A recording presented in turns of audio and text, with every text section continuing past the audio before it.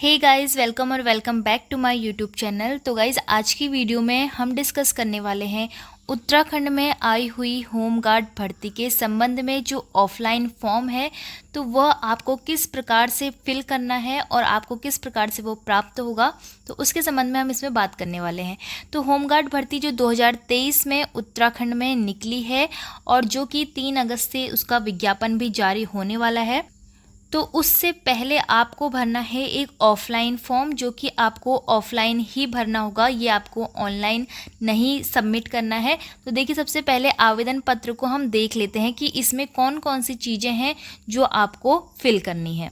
साथ ही इस वीडियो में हम जितनी भी होमगार्ड भर्ती से संबंधित क्वेरीज हैं आपकी, जो कि आपने पिछली वीडियो के कमेंट बॉक्स में मुझे पूछी थी, तो उसको भी हम इसी वीडियो में सॉल्व कर लेंगे।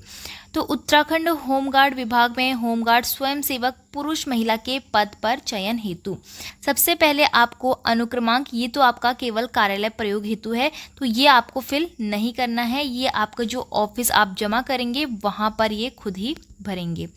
भर्ती केंद्र का नाम भरना है आपको। अभ्यर्थी का नाम, देखिए अभ्यर्थी का नाम आपको हिंदी और इंग्लिश दोनों में ही भरना है और हो सके तो आप कैपिटल लेटर्स में भरें तो वो ज़्यादा अच्छा रहेगा। फिर पिता या फिर पति का नाम, अगर आप मैरिड हैं तो पति का नाम भरेंगे, या फिर अगर आप अनमैरिड हैं तो पिता का नाम यहाँ पर हिंदी और इंग्लिश दोनों ही भाषाओं में भरेंगे। फिर उसके बाद देखिए, यहाँ पर आपको अपनी रिसेंट में एक फ़ोटोग्राफ जो पासपोर्ट साइज वाली होती है तो उसको यहाँ पर चिपकाना है, जो कि नवीन होनी चाहिए, न कि पुरानी। फिर उसके बाद है आपका प्लाटून का नाम जिसके लिए अभ्यर्थी आवेदन कर रहा है या फिर कर रही हो। ये आपको मैं अभी इसी वीडियो में आगे दिखाऊंगी कि आपको कैसे इसको सिलेक्ट करना है। देखिए, अब यहाँ पर आपको स्थायी पता डालना है जो कि आपका परमानेंट एड्रेस है, जो कि आपका स्थायी आपका जो डोमिसाइल सर्टिफिकेट है, स्थायी निवास प्रमाण पत्र है, उसमें जो आपका स्थायी पता लिखा है वो आपको यहाँ पर फिल करना है। और पत्र व्यवहार के पते में आपको वह फिल करना है, जैसे कि अगर आप कहीं रूम रेंट पर रह रहे हैं या फिर अगर अपने स्थायी निवास से आप दूर रह रहे हैं और अगर आपको अपना कोई भी डाक है तो वह आपको वहीं पर पहुँचाना है, तो इसीलिए पत्र व्यवहार का पता हम यहाँ पर लिखेंगे। अगर दोनों ही सेम है तो दोनों ही जगह पर सेम लिखेंगे। जन्मतिथि, हाई स्कूल अंक पत्र प्रमाण पत्र के आधार पर आपको लिखनी है। अंकों में भी लिखनी है, शब्दों में भी लिखनी है। जैसे कि ये अंक हो गया और शब्दों में लिखने के लिए आप इस तरह से 1 जुलाई 2023 इस तरह से आप इसको लिखेंगे, अंकों और शब्दों दोनों में। अब देखिए, आपकी जो यहाँ पर डेट ऑफ बर्थ है यहाँ पर भी भरी जाएगी। वर्ष कौन कितना है, कितने वर्ष आपको हुए हैं, माह कितने हुए हैं और दिन कितने हुए, यानी कि 1 जुलाई 2023 को 1 जुलाई 2023 को आपकी आयु कितनी हुई है वो आपको यहाँ पर लिखनी है। नागरिकता में आप भारतीय हैं तो भारतीय लिखेंगे। धर्म लिखना है आपका हिंदू धर्म, मुस्लिम धर्म।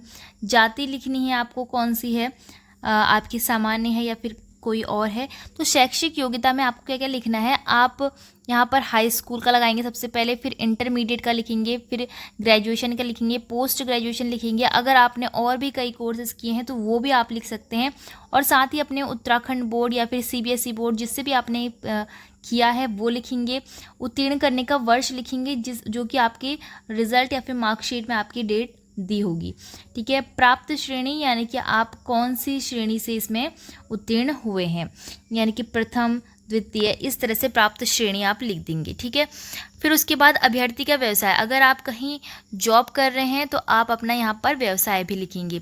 शारीरिक माप, जो कि हमने कल की वीडियो में डिस्कस करा था कि जितना भी चाहिए अगर आप उसको यहाँ पर करते हैं फुलफिल उन सभी रिक्वायरमेंट्स को, तो आप यहाँ पर लिखेंगे कि बिना फुलाए आपका सीना कितना है और फुलाने पर कितना है, ये आपके पुरुष अभ्यर्थी के लिए है।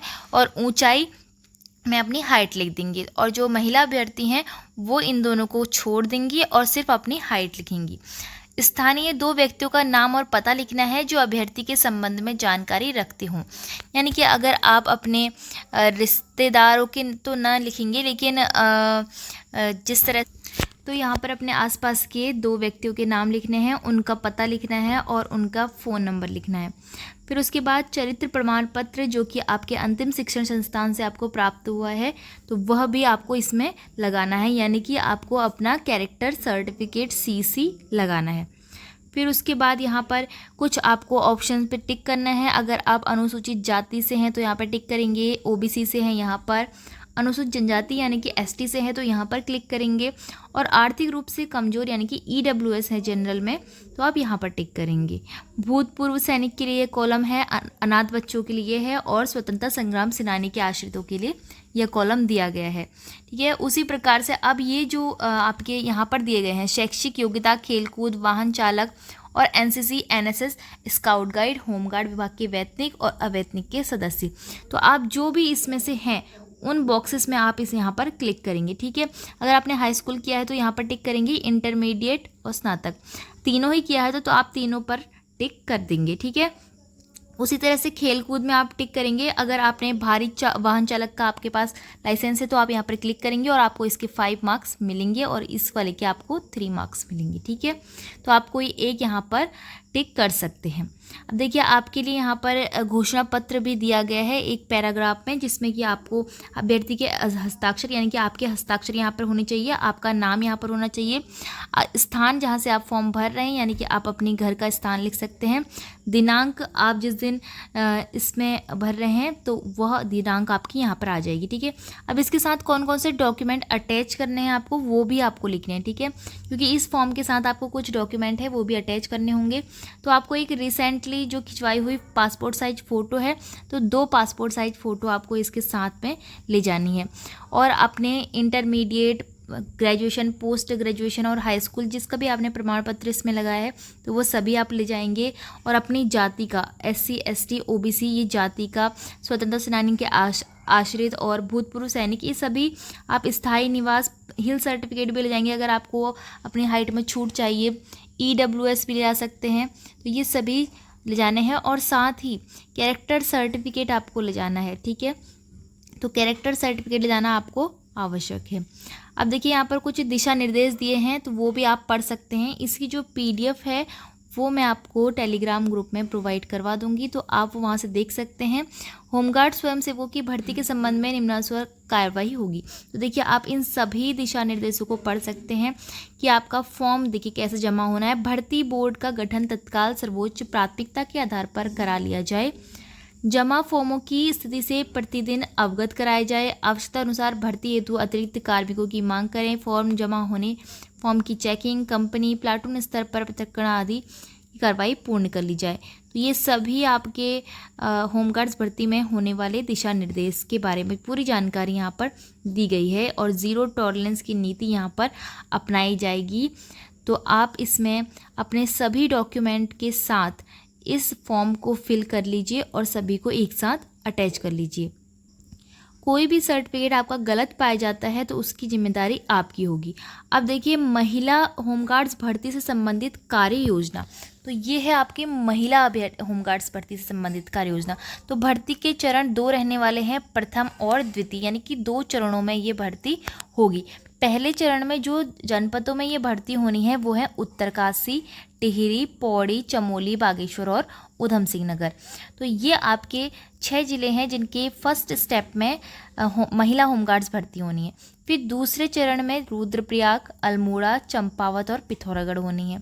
तो आपको यहाँ से क्लियर हो गया होगा कि जो नैनीताल ज़िला है और साथ ही देहरादून ज़िला है और आपका हरिद्वार ज़िला है, तो ये 3 ज़िले आपको इसमें नहीं दिख रहे होंगे। तो आपके जो भी कैंडिडेट्स हरिद्वार, देहरादून और नैनीताल में रहने वाले हैं वो इस फॉर्म को नहीं भरेंगे। प्रथम और द्वितीय चरण के जनपदवार प्रभारियों का विवरण भी आपको दिया गया है। फिर उसके बाद समस्त चरणों में भर्ती की प्रस्तावित तिथियों एवं कार्ययोजनाओं का विवरण आपको दिया गया है कि किस किस तिथि को क्या क्या होना है। तो सबसे पहले देखिए 3 अगस्त 2023 को क्या होना है, सभी भर्ती चरणों के लिए विज्ञापन प्रकाशित होगा। तो 3 तारीख से आप अपने इस ऑफलाइन फॉर्म को फिल कर सकते हैं। फिर उसके बाद जो 23 अगस्त आएगी तो उसमें आपकी जो आवेदन प्राप्त करने की अंतिम तिथि रखी गई है, यानी कि आप 3 तारीख से लेकर 23 अगस्त तक इन फॉर्म्स को फिल कर सकते हैं। 1 सितंबर को क्या होगा, आपका जो प्रथम चरण वाले जनपद होंगे वहाँ पर आपकी शारीरिक परीक्षा यानी कि फिजिकल और नापतोल शुरू हो जाएगा। ठीक है, फिर उसके बाद 15 सितंबर को आपका जो है परिणाम घोषित कर दिया जाएगा, यानी कि रिजल्ट आ जाएगा सिर्फ फर्स्ट स्टेप वाले जिलों का। फिर 22 सितंबर से द्वितीय जो सेकेंड स्टेप वाले ज़िले हैं वहाँ पर फिजिकल स्टार्ट होगा और 6 अक्टूबर को आपका द्वितीय चरण का भी रिजल्ट घोषित हो जाएगा। तो इस तरह से यहाँ पर साफ रूप से बताया गया है कि आपकी किस तरह से होमगार्ड्स भर्ती होनी है। तो आप 3 अगस्त का इंतज़ार कीजिए। फॉर्म कैसे भरना है ये आपको पता चल गया है, और कब भरना है वो तो आपको 3 अगस्त से भरना है, ठीक है। तो 3 अगस्त से 23 अगस्त तक आपके पास पूरा बहुत सारे दिन हैं आपके पास, तो आप निश्चिंत रहिए। और फॉर्म कहाँ पर जमा होना है ये सारी जानकारी आपको विज्ञापन में मिलेगी, ठीक है। तो आपको अगर इससे संबंधित कोई भी और इन्फॉर्मेशन पूछनी है तो आप कमेंट बॉक्स में कमेंट कर सकते हैं। आई होप आपके लिए वीडियो हेल्पफुल रही होगी, इन्फॉर्मेटिव रही होगी। इसी तरह की और वीडियोज़ के लिए चैनल को लाइक, शेयर और सब्सक्राइब जरूर कीजिएगा।